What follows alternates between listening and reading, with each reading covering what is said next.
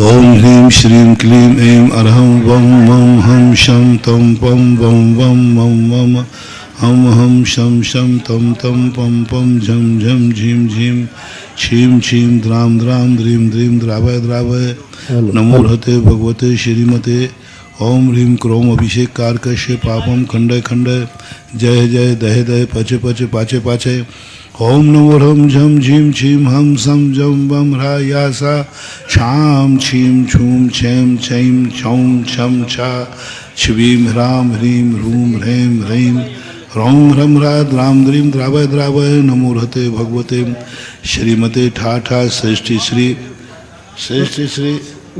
महेश कुमार जैन बुलेरा समस्त परिवार महेश कुमार संतोष कुमार जैन बुलेरा वाले समस्त परिवार और भावेश कुमार जी वीनामाही विद्यांशी शीतल चंद जैन श्री मनावड़ा वाले श्री अंजना शैलेंद्र कुमार जी सौरभ जी जैन उपस्थित श्रावक श्रावक श्रीरस्तु वृद्धिरस्तु तुष्टिरस्तु पुष्टिरस्तु शांतिरस्तु कांतिरस्तु कल्याणमस्तु स्वाहा एवं अस्माकं कार्य सिद्ध्यर्थम सर्वविघ्न निवारणार्थम श्रीमद्भगवत सर्वज्ञ परमेष्ठी परम पवित्राय नमो नमः। श्री शांति भट्टारक पाद पद्म प्रसाद सद्धर्म श्री बलायुर आरोग्य शौर्याभिवृद्धिरस्तु सद्धर्म शौचस्य परस्य वर्गा प्रसिद्धंतु नाम ओम वृषभादयासि वर्धमान पर्यंता चतुर्विंशति अर्हंतु भगवंता सर्वज्ञ परम मंगल नाम धया यहाँ मुच्चा सिद्धिं तन्वन्तु सद्धर्मकारेषु यहाँ मुच्चा सिद्धिं प्रयच्छन्तु नाम ओम नमो रते भगवते श्रीमते पार्थितंकराय श्रीमद्रत्नत्र रूपाय दिव्य तेजो मूर्ति प्रभा मंडल मंडताय द्वादश गण सहिताय अनंत चतुष्टय सहिताय समूषण केवल ज्ञान लक्ष्मी शोभताय अष्टादश दोष रहताय षट्चत्वानंद सद्गुण संयुक्ताय परमेष्ठी परम पवित्राय सम्यक ज्ञानाय स्वयं भवे सिद्धाय बुद्धाय परमात्मने परम सुखाय त्रिलोक महताय अनंत संसार चक्रमर्दनाय अनंत ज्ञान दर्शन वीर सुखास्पदाय त्रिलोक शंकराय सद्ज्ञानाय सद्ब्रह्मणे बृहत्फणा मंडल मंडिताय ऋषि आरिका श्रावक श्राविका प्रमुख चतुर्ष घाती कर्म शंकराय अजराय भवाय श्रेष्ठी श्री समस्त शांति धारा कत्रिणाम व्याधिम घिनंतु श्री जनाभिषेक पूजन प्रसाद सर्वसेवकानां सर्वदोष रोग शोक भय पीड़ा विनाशनम भवतु ओम नमो रते भगवते श्रीमते दक्षिणाशेष दोषकर्म साय दिव्य तेजो मूर्ते नमः। श्री शांतिनाथाय शांति कराय सर्वविघ्न प्रणाशनाय सर्वरोगावृत विनाशनाय सर्वर के क्षुद्रोपद्र विनाशनाय सर्वारिष्ट शांति कराय ओम ह्रां ह्रीं ह्रूं ह्रौराश्या उषानमाय सर्वविघ्न शांतिम कुरु कुरु तुष्टिम पुष्टिम स्वाहाभिषेक कारकश्य कामम कामम कामम वैरम अग्निवायुभ्यं शत्रुघ्नं सर्वराज्यभयं सर्वचौरदुष्टभयं सर्वविश्व सिंहादिभयं सर्वभयं सर्वदोषव्याधि डाम्रं च सर्वपरमन्त्रं सर्वात्मघातं परघातं च सर्वशोकं बुक्षरोगं अक्षरोगं शररोगम ज्वररोगम छाम साजमारम शदान वृक्षता गुणपत पुष्पलमारम राष्ट्रमारम सर्वताल साग्नि डाग्नि भयानी शर्मोहनीयम सर्वापस्मारम शुकरम जन दुखानी कृतान मंत्र तंत्र दुष्टि मुष्टि छल छद्र दोषान सर्वदुष्टदेव दानवीर नरनाहर सिंह योगिनी कर दोषान नाग भयानी सर्वस्तावर जंगम वृश्चिक सर्पादि कर दोषान अष्टापदादि कर दोषान और शत्रु के तुमाणोच्चाटन विद्वेषण मोहन वशीकरणादि दोषान ओम ह्रीं अश्मभ्यम चक्र विक्रम सत्य जो बल शौर्य शांति पूरा पूरा सर्व जीवानंदनम जनानंदनम आनंदनम गोकुलानंदनम सर्वराजानंदनम सर्वग्राम नगर खेट करवट मठम पत्तन दौड़मुख सम्मानंदनम सर्वानंदनम सुखम त्रिश्लोकेषु व्याधि विसंवर्जितम अभयम क्षेमम आरोग्यम स्वस्तिरस्तु विधीयते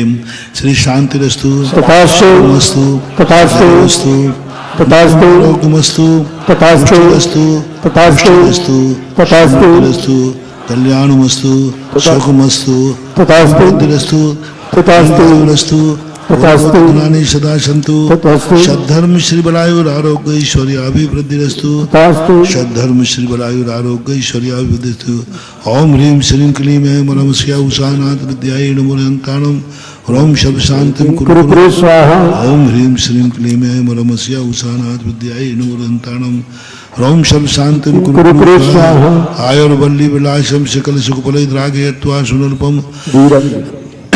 धीरम वीरम शरीरम निरूपम उपनयत्वा तनोत्तुष्कीर्तिम सिद्धिं वृद्धिं समृद्धिं प्रथयति तरणेश्वर दुच्छै प्रतापम कांतिम शांतिम समाधिं वितरतु जगताम उत्तमाम शांतिकानां प्रतिपालकानां यतीन्द्र सामान्य तपोधनानां देशस्य राष्ट्रस्य पुरस्य राज्य करोतु शांतिं भगवान् जिनेन्द्र करोतु शांतिं भगवान् जिनेन्द्र करोतु शांति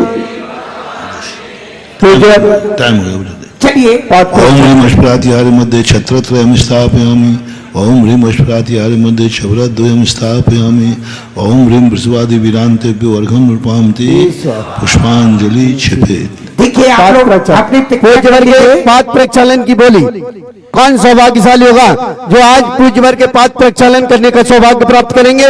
शीघ्रता करें भैया, प्रवचन का समय हो रहा है।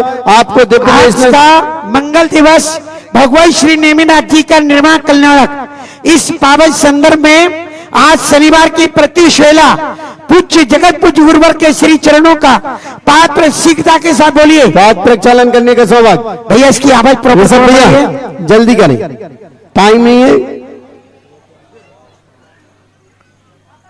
आज की पावन दिवस पर भगवान नेमिनाथ स्वामी के निर्माण कल्याणक पर पूज्यवर का इस अतिशय क्षेत्र पर आना हुआ कौन सौभाग्यशाली होगा कि उनके पाद प्रक्षालन करके अपने जीवन को पावन करेंगे। शीघ्रता करें, समय कम है, आप अपना भाव व्यक्त कीजिए और भावों को यहाँ पर प्रेषित कीजिए। देखिए टाइम हो गया, 8:45 बज गई है।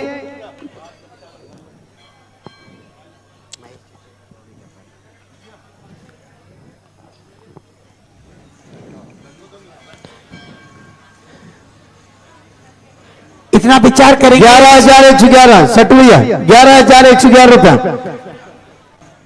21,121 रुपया, 21,121 रुपया, 21,121। हाँ जी, और कोई भाई बहन शिक्षा के साथ, क्योंकि ये 21,121 रुपया, 21,121 रुपया, 21,121 रुपया दो और 21,121 रुपया।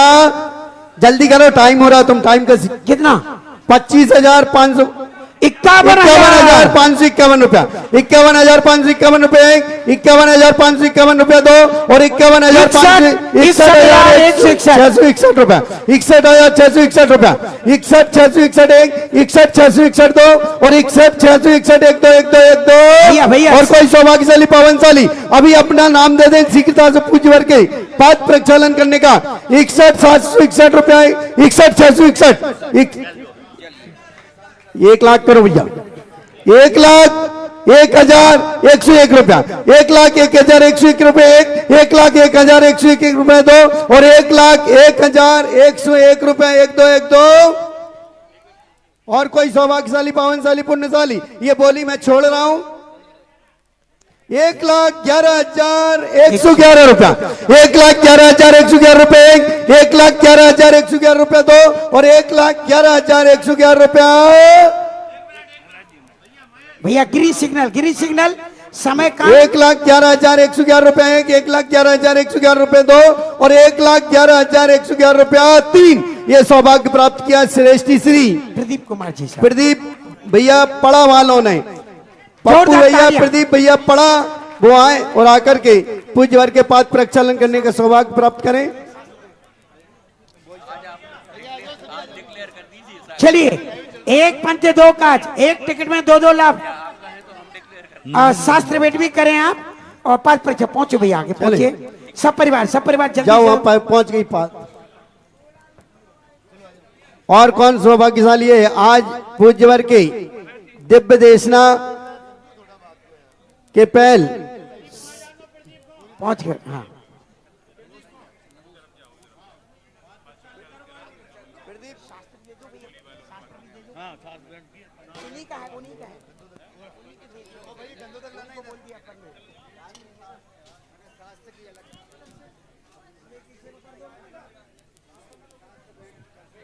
शास्त्र भेंट की बोली। सट्टू भैया एक नाम और दो शास्त्र भेंट करने वालों। ये दो ही कार्य ऐसे होते हैं जिनके माध्यम से गुरुवर की सामीप्यता में संजीव भैया, प्राप्त होते हैं। संजीव तुम आ जाओ। ओ 11,111 रुपए आ जाओ। श्री ओम नमः सिद्धेभ्यः। श्री नगर वालों ने ये सौभाग्य प्राप्त किया है। जोरदार ताली बजाकर उनके सम्मान करें। नमः चलो सिद्धेभ्यः। जय श्री ओम नमः सिद्धेभ्यः। सर्वमंगल मांगल्यं सर्वकल्याणकारकं प्रधानं सर्वधर्माणां जैनं जयतु शासनं जैनं जयतु शासनं। पंच परमेष्टि भगवान की आचार्य श्री गुरुवर कुंद महाराज के आचार्य श्री गुरुवर विद्यासागर महाराज के आचार्य समय सागर महाराज के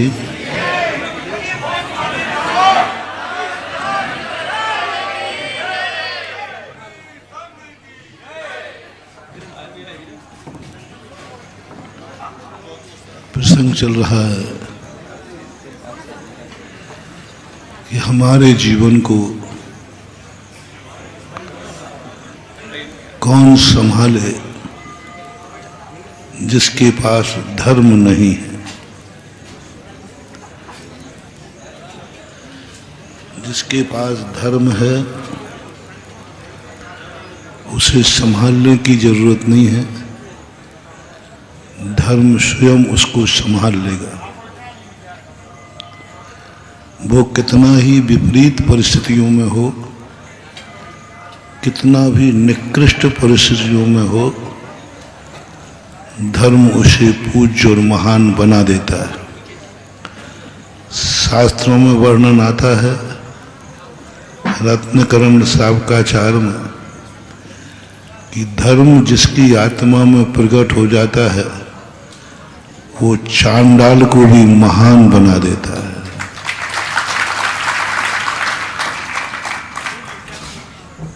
सम्यक दर्शन जैसे ही प्रकट हुआ देवताओं ने उसकी जय जयकार बोल दी। धर्म में इतनी ताकत होती है कि वो सारे ब्रह्मांड की शक्तियों को हिला देता है। एक सम्यक दर्शन ने देवताओं के सिंहासन हिला दिए, और वो भी सम्यक दर्शन कौन सी पर्याय में, एक चांडाल की पर्याय में। फांसी लगाना ही जिसकी आजीविका है, हिंसा ही जिसकी आजीविका है, क्रूरता ही जिसकी आजीविका है, सब तरफ से उसकी विपरीतताएं हैं।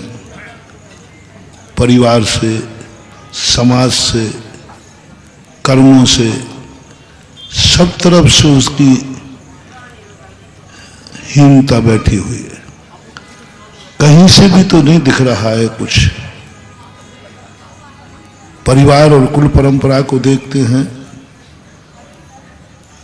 तो आपको मालूम है, उसकी आजीविका देखते हैं तो मालूम है, चांडाल का समाज में क्या स्थान है वो भी मालूम है, उसके लिए क्या लोगों का रिस्पेक्ट है वो भी सब तुम्हें मालूम है। मात्र एक गुण उसके अंदर आया, एक धर्म जागा, एक धर्म जागा। इतना छोटा धर्म मैं तो सोचता था कि धर्म कितना ही छोटा हो, लेकिन वो छोटा तो नहीं होगा। लेकिन इतना छोटा धर्म, इतना छोटा धर्म कि जिसकी कल्पना भी नहीं की जा सकती। मात्र एक ताशा नियम कि मैं चतुर्दशी को हिंसा, कितना छोटा नियम है। तुमने तो पूरी जिंदगी भरी कोई हिंसा नहीं की, अच्छा बताओ, इसमें से यहाँ किसी ने बैठे हो कभी किसी का मर्डर किया हो? अरे क्या मारे, मच्छर ही नहीं मारते तो क्या करें? हो ही नहीं सकता, संस्कार ही नहीं है। पीढ़ी दर पीढ़ियां उठा लो तो भी आज भी जैनियों में पीढ़ी दर पीढ़ियां भी उठा ले तो कहो कभी उसने कभी किसी संगी पंचेंद्र जीव को नहीं मारा हो। पीढ़ियां कह रहा हूं, अपन लोगों ने तो किया ही नहीं होगा, लेकिन बाप दादों के भी 7 पीढ़ी उठा लो तो भी कोई इतिहास नहीं मिलेगा कि इसने कभी संकल्प पूर्वक किसी संगी पंचेंद्री को, मनुष्य तो छोड़ो पशु को भी नहीं मारा होगा। ऐसी पवित्रता की कोई चर्चा नहीं है, ऐसी पवित्रता का कोई नाम नहीं है। कोई शास्त्रों में कहीं किसी जैनी का नाम नहीं लिखा, लिखा तो किसका लिखा? एक चांडाल का। और व्रत भी नियम कितना, मालूम नियम कोई छोटा नहीं होता, छोटा बड़ा धर्मी के हाथ में है। कितनी बड़ा नियम ले लो तो भी कोई चमत्कार नहीं होगा। मैं मुनि भी बन जाऊं तो भी चमत्कार नहीं होगा। महाव्रत अंगीकार कर लूं, समस्त पापों का मन वचन काय से त्याग कर दूं तो कोई जरूरी नहीं है कि देवताओं के सिंहासन हिल जाए, कोई जरूरत नहीं। क्योंकि धर्म जो है वह उसके लिए चमत्कार दिखाता है जो धर्म की रक्षा के लिए अपनी जिंदगी का बलिदान दे देता है। हमारे यहाँ क्रिया का कोई महत्व नहीं है। हम मुनि व्रत पालन कर रहे, आप लोग भी जैनी हैं, कोई ना कोई व्रत पालन करते ही हैं, लेकिन इससे कोई फर्क नहीं पड़ने वाला, मान कुछ नहीं है। ऐसे मुनि, ऐसे व्रती अपन सब, ऐसे जैनी अपन सब अनंतों बार बन चुके हैं, अनंतों बार समोषण में जा चुके हैं। मुनि व्रत धार अनंत बार ग्रेविक उपजायो। जब मुनि हम अनंतों बार बन चुके हैं, आप भी, मैं अकेला नहीं है, हाँ नहीं तो तुम मुझे ही शामिल करो, आप भी वही हो। जब मुनि अनंत बार बन चुके तो श्रावक कितने बार बने होंगे? जब श्रावक बने होंगे तो जैनी कितने बार बने होंगे? फिर मनुष्य कितने बार बने होंगे? गिनती लगा जाओ, अनंत गुना, पर कुछ नहीं हुआ। और एक इतना सा बीज मात्र, बरगद का बीज संसार में सबसे ज्यादा छोटा होता है, सबसे छोटा बीज होता है बरगद का, और पेड़ सबसे बड़ा होता है बरगद। इतना बड़ा हो जाए कि पूरा गांव का गांव बस जाता है। महाराष्ट्र में एक बरछीचुली नाम का गांव है, पूरा गांव बरगद के पेड़ के नीचे है। तो उन्होंने कहा, महाराज जी एक पेड़ का बगीचा देखा? तो मैंने कहा एक पेड़ का बगीचा थोड़ी होता है। तो बोले महाराज जी हम एक पेड़ का बगीचा दिखाते हैं।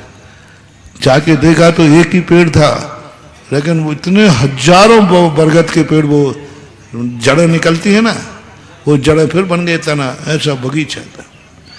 कलकत्ता के अंदर 1-1.5 किलोमीटर का बरगद का पेड़ है, 1.5 किलोमीटर में फैला हुआ, और बीज कितना छोटा सा। ऐसा ही धर्म का एक छोटा सा बीज हो, वो बीज में इतनी ताकत है कि वो देवताओं के सिंहासन हिला दे। जब सम्यक दर्शन में इतनी ताकत है एक अकेले, तो फिर सम्यक ज्ञान में, फिर सम्यक चारित्र में, ये तीनों और यदि एक साथ मिल जाएं, फिर तो इसकी कोई सीमा नहीं रहेगी। ताकत की। लेकिन ये ताकत आएगी कैसे, आती कैसे है? कैसे सिंहासन हिल जाते हैं देवताओं के? हमने तो एक बार नमोकार मंत्र की नहीं, 1-1 करोड़ मालाएं फेर ली। हम तो यहीं जमीन पे गिर गए तो फ्रैक्चर हो गया। उसने नमोकार मंत्र भी नहीं फेरा पूरा। नमोकार मंत्र आया ही नहीं उसे पढ़ना। नमोकार मंत्र का नाम क्या कर दिया? आड़म ताड़म। शेठ जी ने जब नमोकार मंत्र सुनाया तो अंजन चोर ने क्या कहा बताओ? मिटा दिया ना उसने। नाम क्या है? ये आप क्या सुना रहे हो? आड़म ताड़म। जिसने नमोकार मंत्र का नाम मिटा दिया, इतना आड़म ताड़म कह दिया, उसको नमोकार मंत्र सिद्ध हो गया। और हमने करोड़ों करोड़ों मालाएं फेर ली। नमोकार मंत्र का कोई पता नहीं है। हमारे पास क्वांटिटी है, क्वालिटी नहीं है। उसके बाद तो बहुत कुछ क्या था, क्या है ये सब चीजें। छोटे से एक मछली नहीं मारूंगा, साहब ग्रंथ लिख दिया उस पर। पहले मुझे अच्छा नहीं लगता था, मैंने कहा कोई तरीका है क्या? यहाँ जिंदगी में एक मछली नहीं मारी तो हम लोगों के ऊपर कोई कथा ही नहीं लिख रहा है। अब धीवर की कथा पर एक मछली का त्याग किया था। क्या किया? शेष मछली मार रहा था। बात नियम क्या लिया था? मैं पहली मछली नहीं मारू। महाराज ने इतना नहीं दिया। और उसके ऊपर जैन शास्त्रों में इतने बड़े बड़े ग्रंथ आचार्यों ने लिखे। हमारे ज्ञान सागर महाराज ने दयोदय चंपू लिख दिया उसी के ऊपर। अरे मैंने कही महाराज लोगों आपके दिमाग खराब है। यहाँ तो जिंदगी में मछली मारने का तो सोचो, मछली का कभी मारने का भाव भी, तो भी कोई कथा नहीं लिखी गई, कोई नाम नहीं लिखा गया। कौवे का मांस त्याग दिया। लो साहब क्या करें?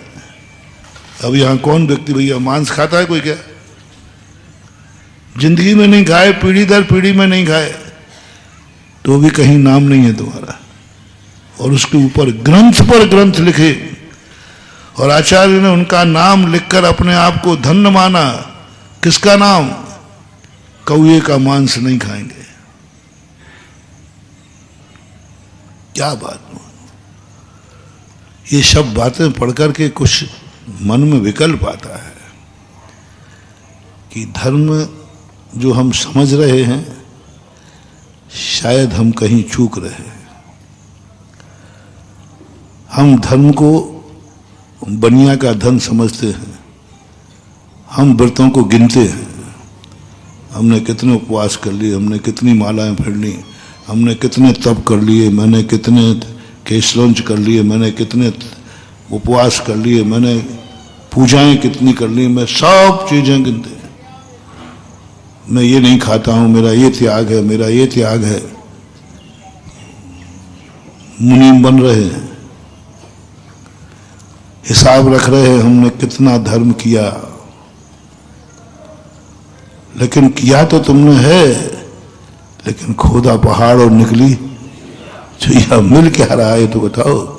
उसने तो एकमात्र ध्यान त्याग में क्या गजब, कितना बड़ा त्यागी था वो। 14 को हिंसा नहीं करूंगा, और उसी दिन राजा की आज्ञा थी आज ही फांसी चढ़ना है। पूरी कहानी नहीं बता रहा हूं, आज ही फांसी चढ़ना है। उसने कहा राजन मैं आज तो नहीं चढ़ाऊंगा, टेक टू ऑर्डर, मैं राजा हूं। बोले आपका आर्डर है कि फांसी चढ़ाओ, और महाराजा का आर्डर है आज 14 से नहीं चढ़ेगी।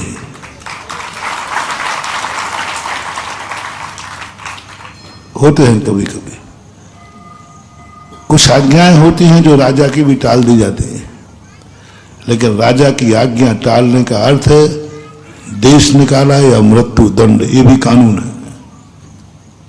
ये भी कानून है। लेकिन कभी कभी सज्जन व्यक्ति दंड को स्वीकार कर लेता है, दंड को स्वीकार कर लेता है। वो कहता ठीक है मुझे दंड मंजूर है, लेकिन हिंसा मंजूर नहीं है। कई ऑफिसर ऐसे होते हैं। एक बार घटना घटी आपके उत्तर प्रदेश में देवगढ़ में, पंच गजरत थे। मैंने सामान बोला कि कोई भी व्यक्ति गजरत की फेरी में जूते चप्पल पहन के इसलिए अंदर नहीं आएगा, कोई चमड़े की वस्तु नहीं लाएगा। मैंने यूं प्रवचन दे दिया। पुलिस ऑफिसर था, उसने तुरंत 300 पुलिस वाले थे, तुरंत कहा कि सभी लोग जूते उतार दो, बेल्ट उतार दो।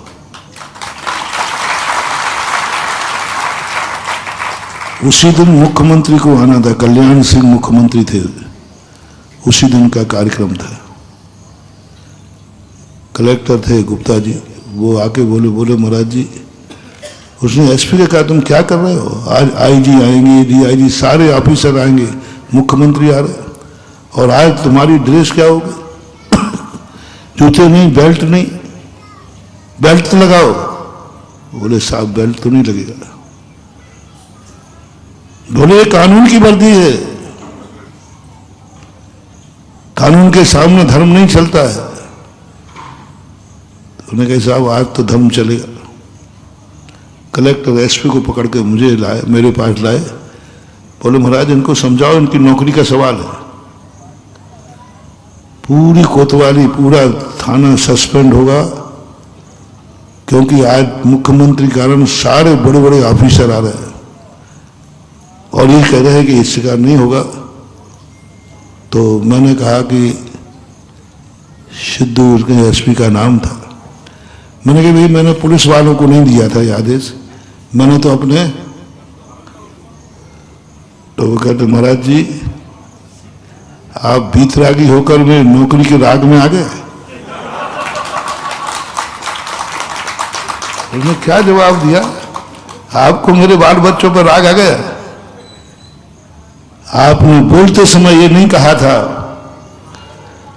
कि हम भक्तों को दे रहे हैं, पुलिस वालों को नहीं। आप अपनी बात पलटो मत। मैंने कहा मैंने बोला भले नहीं हो, लेकिन भाव यही था। मैंने कहा भाई हमने बोला नहीं था, लेकिन भाव यही था। कानून वालों को तो मैं क्या आदेश दूं, भाव तो यही था कि तुम्हारे लिए नहीं। बोले नहीं मैंने तो नहीं सुना, मैंने तो फरमान जारी सुना है। कोई भी व्यक्ति, उसने कहा आपने शब्द बोला था कोई भी व्यक्ति चमड़े की वस्तु लेकर अंदर नहीं रहेगा, और कोई में तो मैं आता हूं। मैंने कहा देखो रिक्स मत लो, कलेक्टर खुद बोल रहा है रिक्स है, बहुत बड़ी रिक्स है, कुछ भी इनके ऊपर चार्ज लग सकता है। पूरी बटालियन को इन्होंने मना कर दिया, ये एसपी है। मैंने कहा, उसने कहा नहीं। बोले मेरी माँ ने एक ही बात कही है, उसने कहा कि गुरु के मुख से निकला हुआ वचन पलटना नहीं चाहिए, चाहे जिंदगी पलटे तो पलट जाए। गुरु के मुख से निकल गया, जिंदगी पलटेगी पलट जाए, नौकरी जाएगी जाएगी, लेकिन गुरु के वचन को कितनी भी परिस्थिति आ जाए, कितनी भी परिस्थिति आ जाए, कभी ये प्रयास मत करना साधु की बात को पलटा दो। साधु को अपनी बात वापस लेना पड़े, साधु को कहना पड़े कि नहीं मैं अपनी बात को वापस लेता हूं और मैंने तुम्हारे लिए आदेश नहीं दिया था। बोले महाराज आपका राग जाग गया है, नौकरी मेरी जाएगी डर आपको लग रहा है, नौकरी आप मेरी जाएगी डर आपको लग रहा है कि मेरे कारण से इसकी नौकरी। मैंने की बात तो सही है, यही है, बात तो सही है कि आज मेरे कारण से तुम सबकी नौकरी जाएगी, बाल बच्चों का क्या होगा, अच्छा नहीं रहेगा। बोले नौकरी मेरी जाए डरे आप निडर रहिए, मेरे लिए कोई डर नहीं है, मेरी मां की शिक्षा यही है। साधु के मुख से निकले हुए वचन पर कोई प्रश्न नहीं है, चाहे कितना कठिन हो, चाहे कितना सरल हो, कोई सवाल ही नहीं उठता, वहां वापस लेने का सवाल ही नहीं उठता। सत्यवान का वचन झूठा भी हो तो वह सत्य माना जाता है, क्योंकि जिसके अभिप्राय में झूठ बोलना न लिखा हो और वो झूठ निकल जाए तो झूठ में भी सृष्टि बदल जाती है।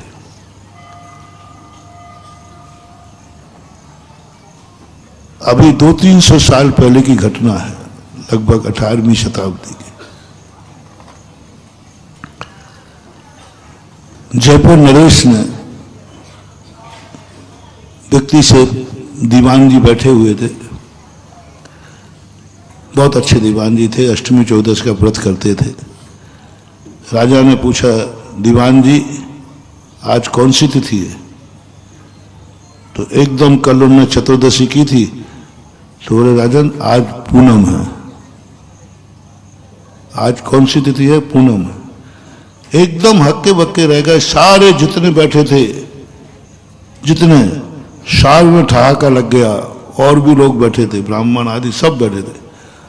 बोले राजा साहब आप जिससे पूछ रहे हो मूर्ख को यह भी पता नहीं कि आज अमावस्या है, और 14 के बाद अमावस भी आती है, और एकदम पूनम निकल गया। अब इतनी हंसी उड़ने वाली है, धर्म की बदनामी। महाराज आप इनको राजा, आप इनको सत्यवादी मानते थे, ये सत्यवादी है, इनकी जबान में कोई भी। दीवान जी ने कहा कि साहब मेरी दृष्टि से तो पूनम ही होना चाहिए। राजा ने कहा सोच लो, आई एम सॉरी प्लीज कह दो, फायदा है इसमें।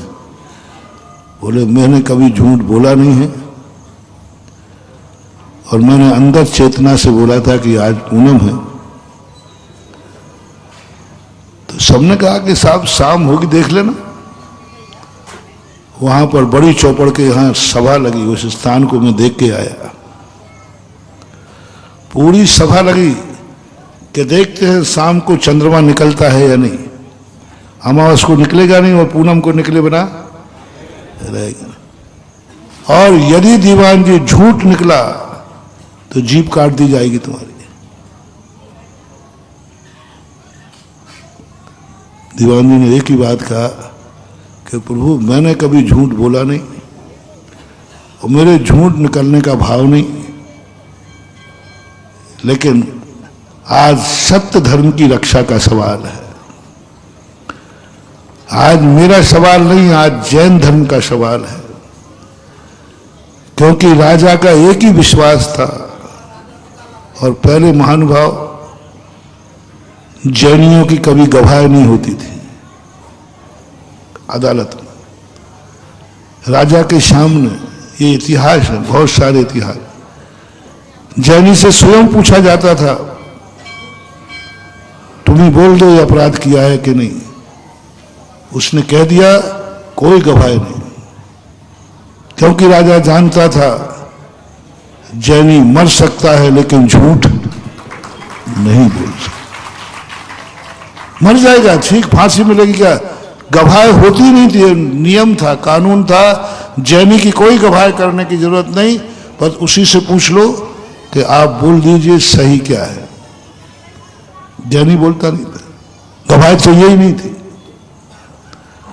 आज यदि गड़बड़ हुआ तो लोग समझेंगे कि जैनी के मुख से भी झूठ निकलता है। लोगों का जैन समाज पर से विश्वास उठ जाएगा, जैनियों पर से विश्वास उठ जाएगा, और सत्य धर्म से भी विश्वास उठ जाएगा।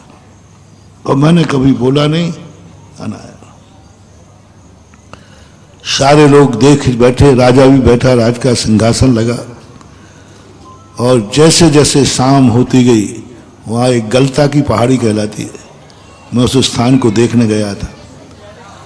जैसे जैसे शाम होती गई, पहाड़ के पीछे से चंद्रमा निकलता रहा। चंद्रमा सामने से। अब जिन लोगों ने दीवान जी की हंसी उड़ाई थी, अब राजा तो राजा है, बोले जिन जिन ने पंचांग बनाए हैं और जिन जिन से इन सबको बंदी बना दो और इनकी राजा ने आदेश जारी कर दिया। बोले पूनम को अमावस्या लिखते, देखो सारे पंचांग में अमावस्या लिखी। सारे लोगों ने कहा।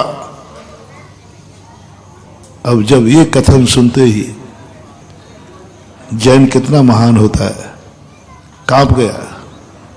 अपने हंसी उड़ाने वालों को, अपने दुश्मन को, जो उनके जीभ कटवाने के लिए तैयार हो गए थे, उन्हीं के लिए कहा, राजा राजन आप ये फरमान मत कीजिए। बोले क्यों नहीं? हमारा फरमान था जो गलत निकलेगा उसकी जीभ कटेगी, और ये सब गलत थे, सब पंचांग वाले गलत थे। बोले राजा साहब वो गलत नहीं है, वो सही है। बोले दीवान जी तुम बोल रहे सही है?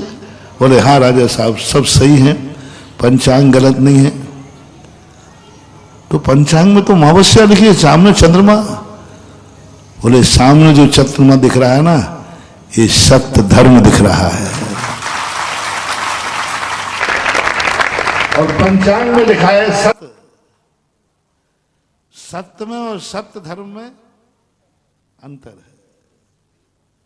सत्य में और सत्य धर्म में अंतर है।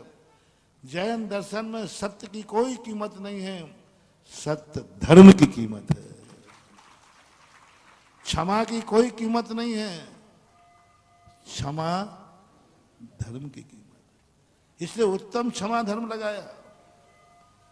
क्षमा तो हर व्यक्ति करता है, बिल्ली भी अपने बच्चों पे करती है, शेर भी अपने बच्चों को क्षमा करता है, हर बाप अपने बेटे को क्षमा करता है, और हर व्यक्ति अपने आप को क्षमा करता है। स्वयं की गलती होने पर कौन अपने गाल पे थप्पड़ मारता है? हो गई नहीं। क्षमा धर्म, क्षमा अलग है, धर्म अलग है। सत्य अलग चीज है, धर्म अलग चीज है। ये भेद करना महानुभाव। अभी 3-4 दिन से अपन यही चर्चा कर रहे हैं। सत्य अलग है, धर्म अलग है, और धर्मात्मा अलग है। सत्य तो निंदनीय भी है, सत्य तो निंदनीय भी है। पूज्यवर समंत्रबद्ध महाराज रत्नकरण शापकाचार में आपको उपदेश देते हैं, सत्य निंदनीय है। बहुत बड़ी बात कही। स्थूल मलिकम न वदति न परान वादयति सत्यमपि विद्ये। कितनी बड़ी बात। न परान वादयति, स्थूल मलिकम न वदति न परान वादयति सत्यमपि विद्ये। सत्य भी पाप है, सत्य बोलने वाले की भी दुर्गति है, और सत्य की निंदा की है। सत्यमपि विपदे। जिस सत्य बोलने से किसी को विपदा होती है, किसी की आजीविका जाती है, किसी की इज्जत लुटती है, किसी व्यक्ति का जीवन खराब होता है, उसकी आजीविका खत्म होती है, परिवार उजड़ता है, सामने वाले की जिंदगी बर्बाद होती है, ऐसा सत्य भी पाप है। सत्य बोलने वाले की दुर्गति होती है। ये सत्यमपि विपदे। क्योंकि तुम्हारे सत्य बोलने से सामने वाले पर विपदा आ गई। बहुत बड़ा जैन दर्शन का कंसेप्ट है। सत्य बोलने को मना कर रहे हैं, असत्य की नहीं कह रहा हूं। सत्य है, स्पष्ट सत्य है, लेकिन कहा यदि तुमने सत्य बोला तो तुम्हारी दुर्गति होगी, क्योंकि तुम्हारे सत्य बोलने पर सामने वाले के ऊपर विपदा आ सकती है। उसका जीवन खराब हो सकता है। वहां हमारे शास्त्रों में कहा दोषवादे च मौन्यम, जहां हमारे सत्य बोलने से विपदा आ जाएगी वहां उन्होंने कहा मौन रहिए। दोषवादे च मौन्यम, पर सत्य मत बोलो, क्योंकि सत्य विपदा का कारण बनता है। सरल उदाहरण देकर समझा देता हूं। एक कसाई ने पूछा जैन मुनि से, सब जानते हैं कि जैन मुनि कभी झूठ, जब श्रावक ही नहीं बोलता तो मुनि क्या बोलेंगे। तो उसने पूछा महाराज जी, आप जब से बैठे हैं यहां से गाय गई है क्या, बकरा गया है क्या? अब बोलो क्या करूं? और उसका पूरा विश्वास है कि जैन मुनि कभी झूठ, इसलिए पूछा उसने। अब आपकी मैं सत्यवृत्ति हूं, वृत्ति नहीं हूं, सत्य महावृत्ति है। आप सबकी राय क्या है? सामने कसाई है, इसको पता चलते ही अब क्या करो बोलो? तुम्हारे सत्यवत का क्या होगा? क्या धन्य है। जैन दर्शन की कुछ दिशाएं ऐसी हैं, जब एक चिंतन में आता है ना तो आनंद उछलता है, आनंद उछल ज्वार आता है, ऐसा आनंद आता है। उसने कहा कि सत्य मत बोल देना, तुम्हारे सत्य बोलते ही वो जीव को वो मार डालेगा, क्योंकि कसाई है। सत्यमपि विपदे, वहां झूठ भी बोलना पड़े तो झूठ से भी तुम्हारी सदगति होगी, पुण्य का बंद होगा, क्योंकि आपकी दृष्टि में उस जीव को बचाना है। कई बार अपन सत्यवादी हरिश्चंद्र बन जाते हैं, अपन तो झूठ नहीं बोलेंगे। हाँ, हरिश्चंद्र देवता, हम तो झूठ नहीं बोलेंगे। कहां झूठ बोलना, यही तो जैन दर्शन का अनेकांत है। कहां सही बोलना, कहां झूठ बोलना। झूठ बोलना भी धर्म है, सही बोलना भी धर्म है। कारण क्या है? फल देखो, क्रिया देखो। तुम्हारे सत्य बोलने से कितनी हिंसा हो जाएगी, कितना तांडव मच जाएगा, उसकी जिंदगी का क्या होगा? तुमने तो उठाई जीभ तालू से मार दी, हम क्या कर रहे हो? हमने तो सत्य देखा था तो मैंने कह दिया। कह दिया। महानुभाव, मुनि व्रत के साथ भी मैं पृथ्वी फट के नीचे जाएगा। बने रहो पिछी कमंडल वाले, बने रहो तुम जैनी, बने रहो तुम वृत्ति, बने रहो तुम महाराज के भक्त, करते रहो भगवान का प्रतिदिन अभिषेक पूजन, फेरते रहो मालाएं। जिंदगी भर की माला तुम्हें बचा नहीं पाएगी, जिंदगी भर का अभिषेक तुम्हें नहीं बचा पाएगा, जिंदगी भर का तुम्हारा सत्य व्रत तुम्हें नहीं बचा पाएगा, जिंदगी भर का मुनि व्रत तुम्हें नहीं बचा पाएगा, जिंदगी भर का तुमने जो जैन में रात्रि भोजन आदि छोड़ा वो कोई नहीं बचा पाएगा। तुम्हारी उस समय दुर्गति निश्चित है, क्योंक't तुमने वे सत्य से एक जीव के ऊपर विपदा आई है, विपदा आई। दीवान जी ने तुरंत कहा, नहीं राजन,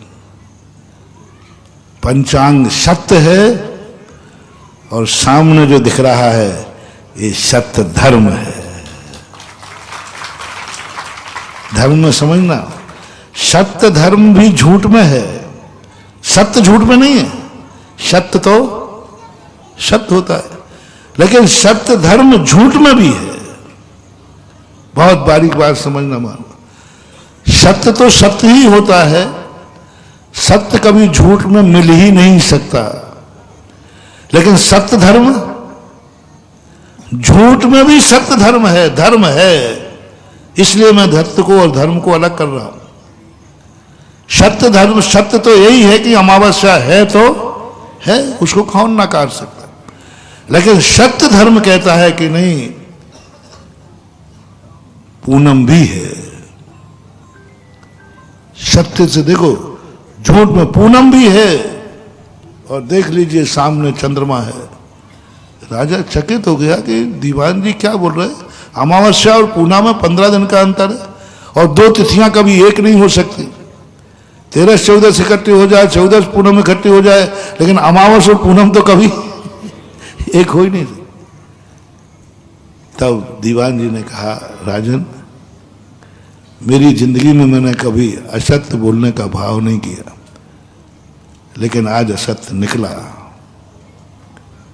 आज असत्य निकला। और इस असत्य से आपकी दृष्टि किस प्रकार की निकृष्ट हो जाती, पूरी जैन समाज पर से आपका विश्वास उठ जाता। और आपकी जैनियों की जो आस्था है, भूल मैंने की है और आस्था किस पर से उठ जाएगी, बस इस समाज की जो रेपुटेशन दुनिया में थी उनकी इज्जत बचाने के लिए मैंने कहा पूनम ही है, मेरा कोई स्वार्थ नहीं। धर्मात्मा जी बहुत बड़ा होता है। कितनी बड़ी बात थी, आप लोगों ने बहुत छोटी सी कहानी पढ़ी होगी बाबा भारती की, डाकू खड़क सिंह, पुराने लोगों ने पढ़ी होगी। डाकू खड़क सिंह उस जमाने का बहुत बड़ा डाकू माना जाता था। उसकी जिस पर नीयत खराब हो जाए वो बच नहीं सकती थी। बाबा भारती के घोड़े पर उसकी नीयत खराब हो गई, लेकिन वो कभी भी बाबा भारती की कोठरी में जाकर के चुराने पर, झोपड़ी थी, वो जब भी चुराने जाता उसके पैर कांप जाते। बड़े बड़े ताले वाली कोठियां भी उसको नहीं रोक पाई, और बाबा भारती के में ताला भी नहीं था, वो तो एक घास की बनी हुई झोपड़ी थी, लेकिन वो चुरा नहीं पाया। घास की बनी हुई झोपड़ी में साधु का घोड़े को नहीं चुरा पाया। धर्म की विशेषता देखना, धर्म जिस आत्मा में हो जाता है, कितने भी लोग उसे मिटाना चाहें मिटा नहीं सकते, क्योंकि धर्म है। कितना भी बर्बाद करना चाहे नहीं कर सकते, क्योंकि धर्म है। डाकू खड़क सिंह ये कहता है मैं झोपड़ी में नहीं घुस पा रहा, और निहत्ता है साधु, मैं तो उन चौकीदारों के बीच में भी चोरी कर लेता हूं जहां लोग तलवारें लेकर, पर ये क्या है मामला। उसने समझा कि ये बाबा जी है, कोई अपनी कुठिया के बाहर कोई मंत्र तंत्र करके रखते होंगे, कील देते ना, कीलित कर देते हैं, जरूर उनके बाद मंत्र शक्ति है, कीलित कर देते हैं। ठीक है, बाहर निकलेंगे, बाहर निकल करके अपाहिज बन करके साधु को कभी भी कोई ठग सकता है, तो साधु की सबसे बड़ी कमजोरी है, मैं तुम्हें बता देता हूं, तुम्हें ठगना हो तो क्या करो। अब बालक बन के आओगे तो हम ही ने तो उपद्रव किया तुम्हें बालक बना के। 2 दिन पहले बालक की चर्चा आई थी ना, और बालक बनने के बाद तो फिर ये बात आती है कि बालक जो कहे वो करना। अर्जुन ने यही तो किया, ताजश्री के पास पहुंचकर पैर पकड़ो का, तो अब ताजश्री ने कह दिया ठीक है, आशीर्वाद है, बस ये देते ही अर्जुन ने पकड़ लिया। बोले साहब आपने आशीर्वाद दे दिया है, और आशीर्वाद का अर्थ है तथास्तु, है ना, जो तू सोच के आया वो हो जाए। मैं सोच के आया हूं कि तुम्हारे प्राण कैसे लूं क्योंकि तुम जब तक अड़े रहोगे हमारा युद्ध जीतने वाला नहीं है, मैं जीत नहीं सकता। ताजश्री को कौन जीत सकता था, और अर्जुन तो उनका बहुत छोटा सा बच्चा था। तुम जब तक खड़े रहोगे, इसलिए मुझे ये बताओ कि तुम्हें निपटाने का तरीका क्या है। कैसे लोग थे, कैसा बालक था वो, जो आशीर्वाद देने वाले को भी नाश करने के लिए उतर गया। अरे मरता तो मर जाता, लेकिन कम से कम ताजश्री को मारने का भाव। और कैसे थे ताजश्री, जो स्वयं के मरने का उपाय बता रहे हैं। है कोई ऐसा तुम्हारे घर में? ताश्री तो होंगे। ताश्री का अर्थ होता है शायद एक ही, दादा ही को बोलते हैं ना, दादा को। तो दादा तो बहुत सारे बैठे होंगे, लेकिन है कोई दादा सागर में जो अपने पोते को कहे बेटा? नहीं है। कैसी आत्माएं थी?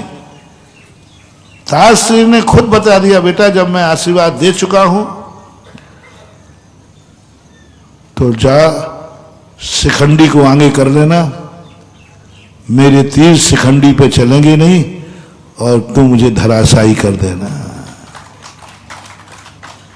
पर तू शिखंडी को आगे करना, और शिखंडी को आगे करेगा, मैं तीर शिखंडी पे चलाऊंगा नहीं और तू मुझे धराशायी कर देना। और हुआ ये, किया गया। और श्री कृष्ण ने कहा था जाओ, बोले कोई अपने प्राण लेने का तरीका बता सकता है क्या? श्री कृष्ण ने कहा था अर्जुन तू ताश्री को नहीं जानता है, जा वो अपने प्राणों की लेने का तरीका तुझे बताएंगे। और बताया। क्या स्थिति बन जाती है? ऐसा ही स्थिति जब व्यक्ति बालक बनने में घाटा नहीं है महानुभाव, बालक बनने में बहुत फायदा है। क्योंकि बालक बनने का सबसे बड़ा फायदा तो है कि बालक को सारे अपराध, क्यों किसने की गलती? कोर्ट में भी होता ना वो नाबालिग का कुछ ऐसा होता है, ऐसा होता है ना कि कोई नाबालिग है, अरे भाई वो तो नाबालिग है। तो बालक बनने में हमें ये मानते हैं आचार्य महाराज से कला से कि मैंने कि भगवान आप बालक क्यों बने? बोले मूर्ख, बालक बनने में बहुत फायदा है। कितनी भी गलती के जाओ, दूध की थैया है, बालक को दूध की थैया है, क्योंकि अभी इसके दूध के दांत गिरे नहीं, और स्थिति बन जाती है। और वहां जाकर के बोले साहब कांप गए दीवान जी। उन्होंने कहा भगवान राजन ये सत्य धर्म है, मेरे पास सत्य धर्म था, मैंने समाज के लिए, धर्म के लिए। और वो बाबा भारती की जो बात कह रहा था, वो समझ रहा है कि इन्होंने कीलत कर दिया। बाहर घूमने जा रहे थे बाबा भारती, जैसे घोड़े को पैर में बांध करके, जो मैं कह रहा था ना कि साधु को ठगने का तरीका है साधु का गुण, साधु की सज्जनता, साधु का धर्म। धर्मात्मा को कोई व्यक्ति अधर्मी बन के नहीं ठग सकता, ये मेरा दावा है। रिपीट करता हूं, धर्मात्मा को कोई अधर्मी बन के नहीं ठग सकता। हिम्मत ही नहीं किसी अधर्मी में, किसी अधर्मी की ताकत नहीं है जो किसी धर्मी को ठग ले। यदि आपको अपने धर्म में कभी विश्वास हो तो इस दुनिया से कभी मत डरना महानुभाव, पापियों से कभी मत डरना, अधर्मियों से कभी मत डरना। बस शर्त है तुम्हारे पास धर्म होना चाहिए। ये फैसला आप कर लो, ये फैसला अपन स्वयं करेगा। ये फैसला अपन को स्वयं करना है कि मेरे पास धर्म है कि नहीं। यदि धर्म है, अधर्म कभी भी जीत नहीं सकता। धर्म भली सूली पे चढ़ सकता है, लेकिन धर्म को कभी सूली लग नहीं सकती। धर्म के लिए अग्नि कुंड में डाला जा सकता है, लेकिन धर्मी कभी जल नहीं सकता। धर्मी के लिए अग्नि कुंड बनाया जा सकता है, अग्नि कुंड में डाला जा सकता है, लेकिन गारंटी है धर्म कभी अग्नि में जल नहीं सकता। जैसे विदेही, सीता के लिए अग्नि कुंड तैयार हुआ था कि नहीं? कूदने का आदेश हुआ था कि नहीं?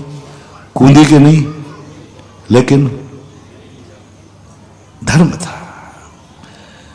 वैष्णव दर्शन में हिरण्याकश्यप ने प्रहलाद के लिए कितने आइटम किए मारने के।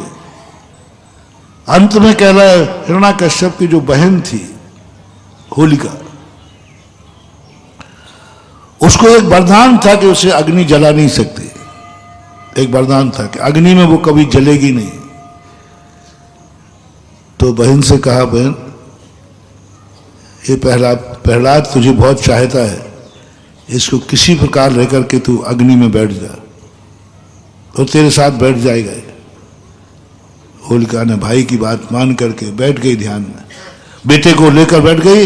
इधर हिरण्याकश्यप ने इशारे के इशारे लकड़ियां लगाकर आग लगा दी। उनका बहन तू तो जलने वाली नहीं, ये जल जाएगा। लेकिन होलिका जल गई और प्रहलाद बच गया। वरदान छूट गया धर्म के कारण। धर्म था प्रहलाद के पास, आत्मा में धर्म था प्रहलाद के पास। होलिका जल गई, प्रहलाद बच गए। वरदान कभी कटता नहीं है, लेकिन धर्म के सामने वरदान टिकता नहीं है। पर निर्णय अपन को करना है कि मेरे पास धर्म है कि नहीं। जब भी किसी सज्जन को ठगोगे, धर्म के रूप में ठगोगे, धर्मात्मा के लोगे, उनका जो सज्जनता है उसी सज्जनता में साधु ठगा जाता है। रावण यदि साधु का भेष धारण करके नहीं आता तो क्या विधेयी को छुपाता? क्या विधेयी का अपहरण कर पाता? किस भेष ने कराया? और यही पर कमजोरी डांगू खड़क सिंह ने उठाई, पैर में पट्टी बांध कर बैठ गया। बोले बाबा जी मुझे दाता रामगढ़ भेज दो। दाता रामगढ़ पहले प्रसिद्ध रहा है अस्पताल के रूप में, और दाता रामगढ़ प्रसिद्ध रहा है बसंती को। ओ सोले वाली वो भी दाता रामगढ़ था, और अस्पताल वाला भी दाता रामगढ़ था। और वहां भेजने की बात जब कही, बाबा जी की बात तो एक गुण था, धर्म था, दया का। उसको बैठाल दिया, और बैठाला जैसे ही ठाकुर ने एक एड़ लगाई। साधु को तुम 2 मिनट में ठग लेते हो, ठग सकते हो सज्जनता से। पापियों के सामने मायाचारी चलती नहीं, और साधु के सामने सारी दुनिया मायाचारी कर सकते। जितने दुनिया के तुम्हें झूठ बोलना हो, मायाचारी करना हो, छल कपट करना हो, ठगना हो, तो सबसे सीधा साधा साधु होता है। उसके सामने सब गल जाएगा, झूठ भी गलेगा, सब गलता है, सब गलता है। किसी पापी के सामने नहीं गलेगा, वो तुरंत पकड़ लेगा। किसी दुष्ट के सामने नहीं गलेगा, वो तुरंत पकड़ लेगा। किसी बकर के सामने नहीं गलेगा, वो पकड़ लेगा। सज्जन पुरुषों धर्मात्माओं पर संकट क्यों आते? क्योंकि वो सज्जन हैं, उनको कोई भी ठग लेगा। कोई भी किसी भी प्रकार से ठग लो, जो चाहे झूठ बोल दो, कुछ भी नहीं बोल दो। उदाहरण दो महाराज, देखो आप ऐसा मत बोलो, हम लोग साधुओं को नहीं ठगते हैं, बिल्कुल झूठ नहीं बोलते हैं। आप लोग भी कम नहीं हो, अंदर की बात पकड़ लेते हो। हम कैसे ठगे आप लोगों को? आप लोग तो अंतर्यामी हैं, आप लोग कैसे ठग सकते हैं? आप तो सब अंदर की बातें जानते हैं। हाँ जानते हैं, अच्छे लोगों की अंदर की बातें जानते हैं, बुरे लोगों की अंदर की बात को नहीं जानते। मोटिवेशन सूत्र में सज्जन और धर्मात्मा की पहचान होती है कि वो अच्छे आदमी की अंतर चेतना को जानते हैं। अच्छे आदमी कौन है ये जानते हैं। उनको एक कान होता है, कला होती है, एक शक्ति होती है पहचानने की कि अच्छे आदमी के पास अच्छाई है, उस अच्छाई को जानेगा क्योंकि वो अच्छा स्वयं है। जो स्वयं अच्छा है वो सामने वाले की अच्छाई को जानेगा क्योंकि वो स्वयं अच्छा है। अच्छा अच्छी को तो जानेगा, गुणी गुणी को ही तो जानेगा, साधु साधु को ही तो जानेगा। ये साधना है, ये तपस्या है, ये चमत्कार है। अच्छा व्यक्ति अच्छे व्यक्ति के अंदर बात को जान लेगा। जैसे अभी मैंने चांडाल की बात कही, उसमें भी उन्होंने अच्छाई जान ली। यदि तुम्हारे अंदर भी अच्छाई है, कभी परख लेना अपने आप को, अपन सब परखें। सामने वाले की यदि तुम्हें कोई अच्छाई पकड़ में आ गई है तो समझ लेना आप अच्छे हो, वो अच्छा है कि नहीं पता नहीं। क्योंकि अच्छे आदमी को अच्छा ही दिखता है। वो पानी देखते ना, नारियल से पानी देखते हैं, तो एक बार वो पानी देख रहा था, वो ऐसा नारियल लाया, यूं यूं कर रहा था, मैं साथ ही चल रहा था। मैंने कहा देखो तो सही क्या होता है।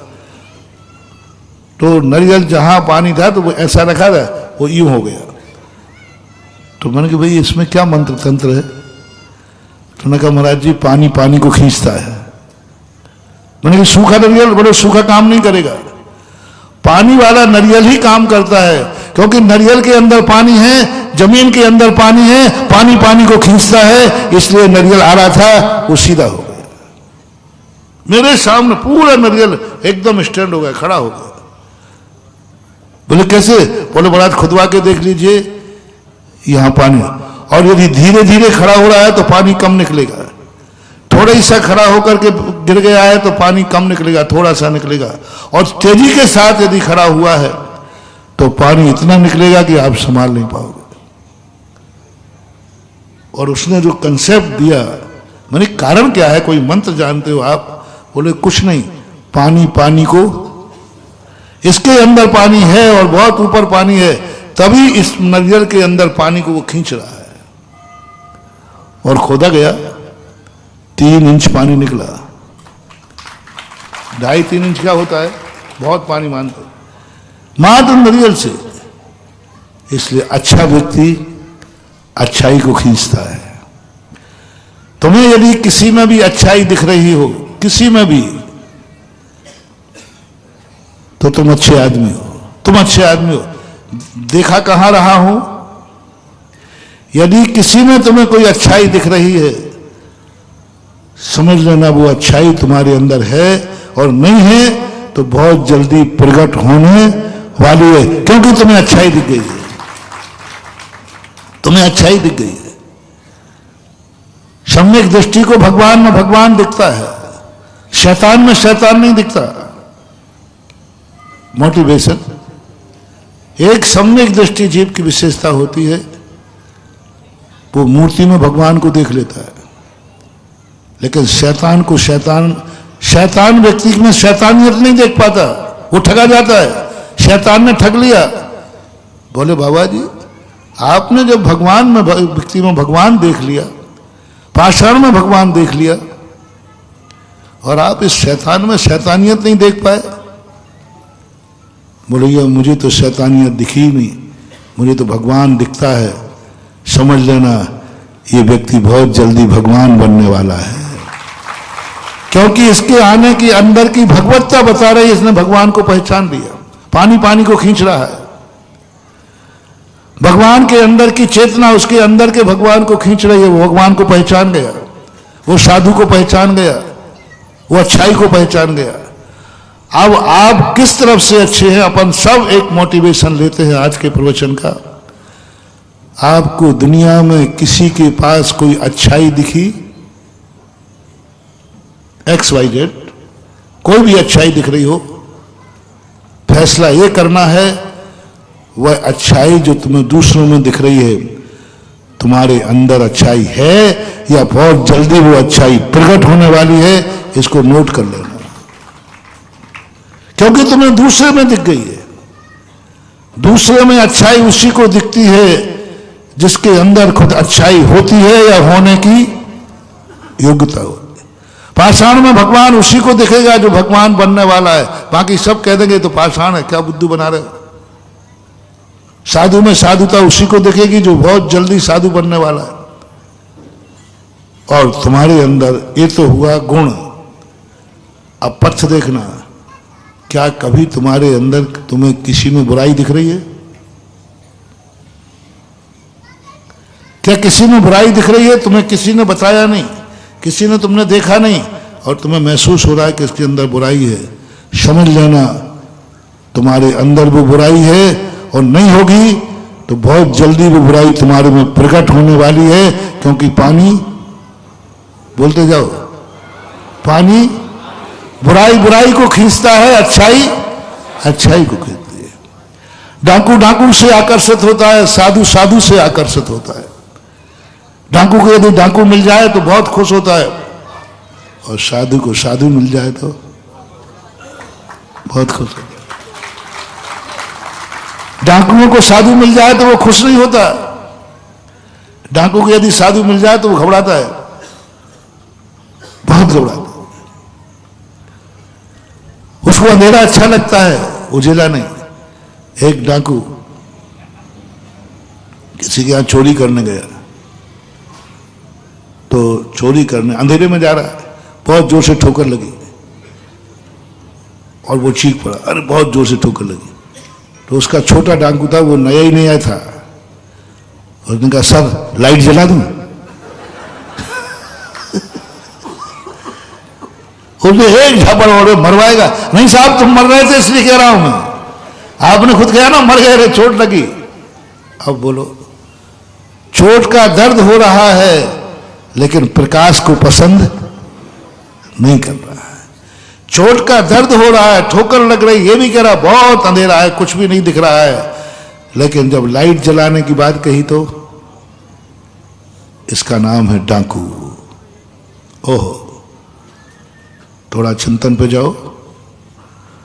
ठोकर लग रही है, अनुभव में आ रहा है, और किसी ने कहा कि लाइट जला दूं। बताओ भाई, उसने क्या बुरा कहा था? तुम्हें ठोकर लगी कि नहीं, चीख निकली कि नहीं, अंधेरा था कि नहीं, फिर लाइट जलाने की मना क्यों कर रहे हो? जल्दी बोल दो। क्योंकि तुम डाकू हो। क्योंकि वह पापी है। अंदर की नियत बताती है प्रकाश चाहिए है। देखो, अशुभ अनियत जो अपने अंदर जब बुरी नियत होती है उसका लक्षण बता रहा हूं। कभी भी तुम्हारी बुरी नियत होगी, तुम्हें अच्छाई पसंद आएगी नहीं। बोलो, अंधेरे में उजाला अच्छा है कि बुरा? सब लोग बोले अच्छा है। फिर अच्छे को मना क्यों कर रहे हो? क्योंकि आप में, आपके अंदर बुराई है। यदि बुराई है तो अच्छाई तुम्हें पसंद नहीं आएगी। भगवान भी कहें, गुरु भी कहें, मां बाप भी कहें, तुम्हारे अंदर कोई ना कोई बुराई है, कोई ना कोई खोट है, इसलिए अच्छाई पसंद नहीं आती। अंधेरा पसंद आएगा, चोट खाओगे, ठोकरें खाओगे, फिर भी अंधेरा ही पसंद आएगा। इसलिए कभी तुम्हारी जिंदगी में किसी के अंदर बुराई दिखे और तुम्हारे मन में एहसास हो रहा है कि इसमें ये खोट है, निश्चित समझना वो खोट तुम्हारे अंदर की खोट है, जो उस खोट की तरफ तुम्हें आकर्षित कर रहा है। वो खोट खोट को पहचान रही है, खोट खोट को देख रही है, पाप पापी को पहचान रहा है। अंदर का पाप पापी को पहचान रहा है, अंदर का पाप पुण्यात्मा को नकार रहा है। मोटिवेशन, अंदर का पाप पापी को स्वीकार कर रहा है, अंदर का पाप अंधेरे को स्वीकार कर रहा है, अंदर का पाप पापी को स्वीकार कर रहा है, और अंदर का पाप पुण्यात्मा को नकार रहा है, क्योंकि विजाती है। अंदर पाप है, वो पुण्यात्मा को कैसे पसंद करेगा? क्योंकि विजाती है। और अंदर पाप है, वो पापी को क्यों पसंद नहीं करेगा? क्योंकि सजाती है। बोलो, आकर्षण सजाती पे होता है या विजाती पर? सजाती पे, अपन सब जानते हैं। अंदर का पाप पापी को पसंद करेगा, ये अपनी नियत को कभी तुम स्वीकार कर लेना।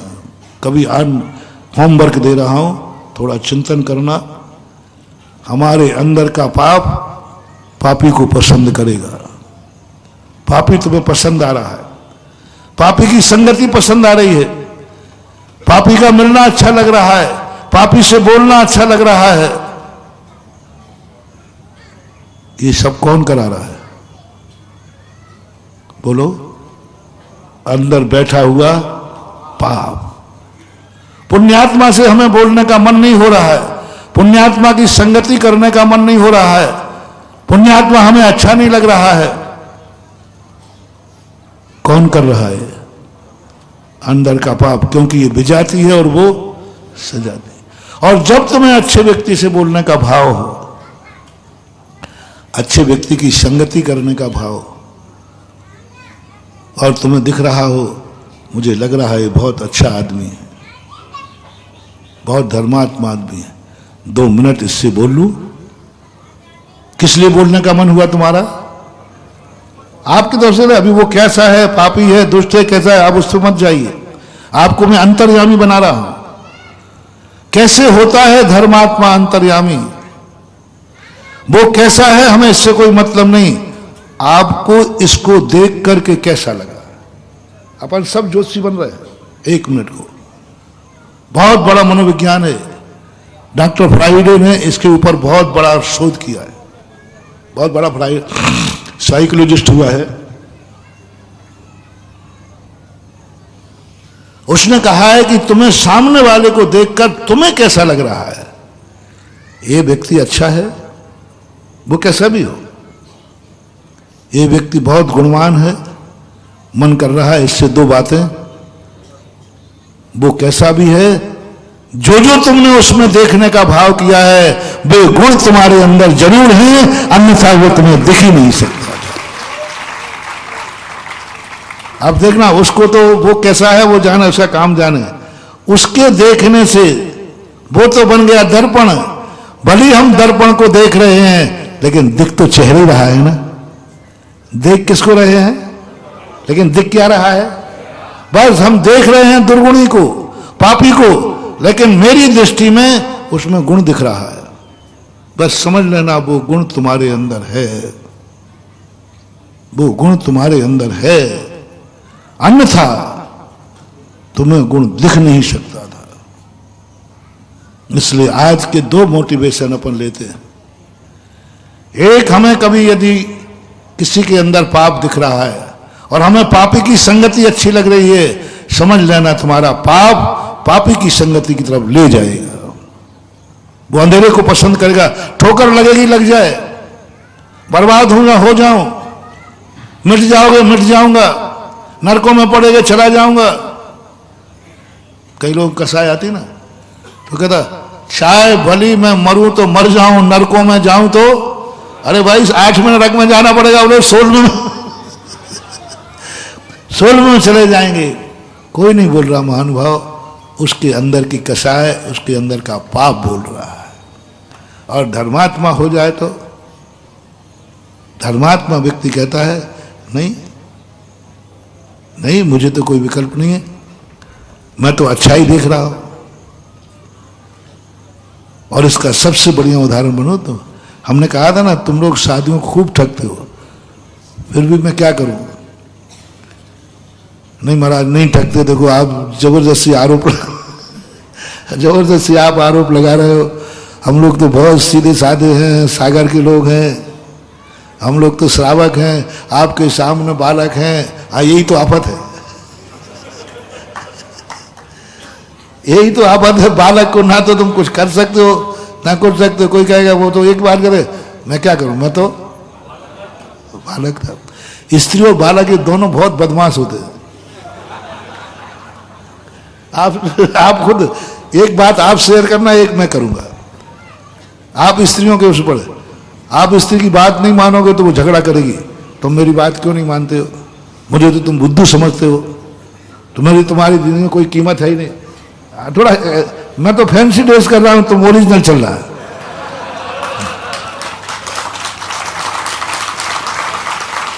तुम तो मुझे कुछ समझते ही नहीं हो, मैं तो बुद्धू हूं, मेरी अकल तो चुटैया में होती है, यही तुम लोगों की धारणा है।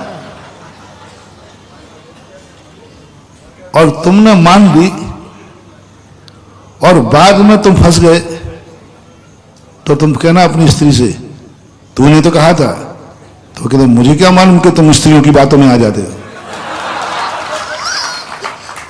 मुझे क्या मालूम कि तुम इतने बुद्धू हो, तुम स्त्रियों की बातों में आए क्यों? अरे भाई तूने तो कहा था, तो तुम्हें इतनी अकल होना चाहिए थी हमें। अरे नहीं मानोगे तो भी परेशानी है, और मानकर फंस गए तो वो यही का जवाब देगी। तुम्हें सोचना चाहिए कि स्त्रियों की बातों पर विश्वास करना चाहिए क्या? और यही स्थिति बालक की है। बालक की नहीं मानो तो वो जिद करता है, पापा मेरी बात, और मान लो बेटा देख तेरी बात मान ली, तो पापा आप इतने बड़े हो गए इतनी समझ नहीं आई, इतने बड़े होकर आप बालकों की बात मानते हो। और ये हम लोग करते। अब हमारे तो बालक कौन है? अब तुम्हारी बात नहीं माने, महाराज जी देखो आपसे प्रार्थना कर रहे हैं, मान जाओ मान जाओ मान जाओ, देखो मान जाओ मान जाओ, आज सारे सागर के बालक आए हैं, मान जाओ मान जाओ। अब बच्चों पे दया तो सभी को आ जाती है। और यदि फिर बाद में काम बिगड़ गया तो फिर बाप कह रहा बेटा तूने, बाबा महाराज जी आप महाराज बन गए, इतनी अलग अकल नहीं आई कि असंयम की बात मानते हो। एक ही शब्द कह दोगे कि तो आपको सोचने देते, आप तो महाराज, हम श्रावकों का काम तो, हम लोगों का काम तो कहना ही था, तो कहा ये तो आपको अकल होना चाहिए कि हम असंयम की बात आपने क्यों मान ली? है ना, हम दोनों तरफ से गड़बड़ है। नहीं मानी तो महाराज तो किसी की बात मानते ही नहीं है, और मान के बिगड़ गया तो कहते महाराज को इतनी अकल ही नहीं है कि गृहस्थों की बातों में नहीं आना चाहिए। लेकिन कोई बात नहीं, साधु के पास यदि धर्म है तो बच्चों को भी निपटा देगा और स्त्रियों को भी निपटा देगा।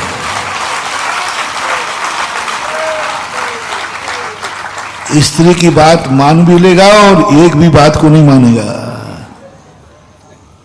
क्योंकि स्त्री की जितना सोचती है उतना ही कर पाएगी। बाबा भारती जानते थे और उनको दुर्गुण नहीं दिखा। देखो डाकू में दुर्गुण नहीं दिखा। मैंने जो बात कर रहे थे ना, आप और हम सब मिलकर के, क्योंकि प्रवचन जब भी दे महानुभाव, मेरा एक बात जरूर सुन लेना, प्रवचन जब भी दूं, आपको दूं तो मैं भी एक श्रोता हूं। मैं भी, यानी तुम्हारे लिए प्रवचन नहीं दे रहा हूं, मैं भी उसमें शामिल हूं। तुम लोग कहते आज तो महाराज ने हमारी उतार दी, तो उसमें मुझे भी शामिल करना ना, क्योंकि कोई सुने या नहीं सुने, सुधा सागर का प्रवचन सुधा सागर तो जरूर सुनता है। मुझे बहुत मटेरियल मिलता है जी, बहुत मटेरियल मिलता है। किसके प्रवचनों में? किसको? सुधा सागर को। सुधा सागर के प्रवचन में बहुत मटेरियल मिलता है, इसलिए मैं जरूर सुनता हूं, क्योंकि मैं प्रवचन देता ही नहीं हूं, मैं तो स्वाध्याय करता हूं। पहले मुझे बहुत गुस्सा आता था, हम तुम लोगों से कोई बात कहें, तुम लोग मानते तो नहीं, मानते तो हो ही नहीं, तो पक्का ही है। इतना प्रवचन दो भाई, गुटखा मत खाओ, लेकिन फिर भी पट, कोई भी बात पे कहूं, अच्छा बताओ हम लोग जितने प्रवचन देते हैं कितने परसेंटेज में लोग मानते हैं? 10%, 20%, 25%। हमारा भाव है कि सारे सागर का प्रत्येक 8 वर्ष से 80 वर्ष का प्रत्येक जैनी धोती दुपट्टा पहनकर अभिषेक करे, कितने परसेंट मानेंगे? 10, 20%, 25% मानेंगे। 25% बहुत हो गया, 75 नहीं मानते, तो मुझे बहुत गुस्सा आता था। एक बार मैंने भगवान से कहा, भगवान मैं कल से प्रवचन नहीं दूंगा, मैं प्रवचन नहीं दूंगा। गर्मी में गला सुखा रखा के बोल बोल के थक जाओ, और ये मानते हैं नहीं। रिजल्ट 25% आ रहा है, मैं तो कल से प्रवचन नहीं दूंगा। भगवान से अपनी चलती है, क्योंकि हम जब भी कुछ होता है तो भगवान के पास पहुंच जाते सीधे। बोले क्या बात है, बड़ा व्यग्र हो रहा? बोले हमारे व्यग्र की सवाल है, इनके लिए ऐसी गर्मी में बोलो और ये मानते ही नहीं है। अच्छा तुझे प्रवचन देने की कहा किसने था? अरे मैंने कि भगवान आप भी उन्हीं के पक्षों में बोल रहे, तुझे प्रवचन देने का कहा किसने था ये बता, प्रवचन देने का किसने कहा था? आप ही लोगों ने कहा है कि प्रवचन दो, प्रवचन देने की तो कहा है, इनको प्रवचन देना ये किसने कहा था कि तुम सागर वालों को प्रवचन देना, ये किसने कहा था? तुम गृहस्थों को प्रवचन देना ये किसने कहा था? सागर वालों का नाम ले रहा हूं क्योंकि मैं जहां रहता हूं वहीं का नाम ले लेता हूं। कर्रापुर था तो कर्रापुर का लिया था, क्योंकि पीठ पीछे मेरे से बुराई बनती नहीं और सामने से मैं किसी को छोड़ता नहीं। पीठ पीछे मेरे से बुराई बनती नहीं और सामने से किसी को छोड़ता नहीं, और सामने से बाहर करने का नाम ही है ठकरासी।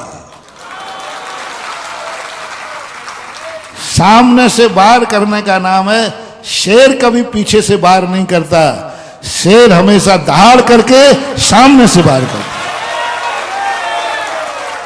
ऐसे ही नहीं लोग नारा लगाते शेर शेर शेर, कुछ गुण होते हैं। शेर की विशेषता होती है वो चुपचाप बाहर नहीं करता, दहाड़ के बाहर करता है, और पीछे से बाहर नहीं करता, सामने से बाहर करता है।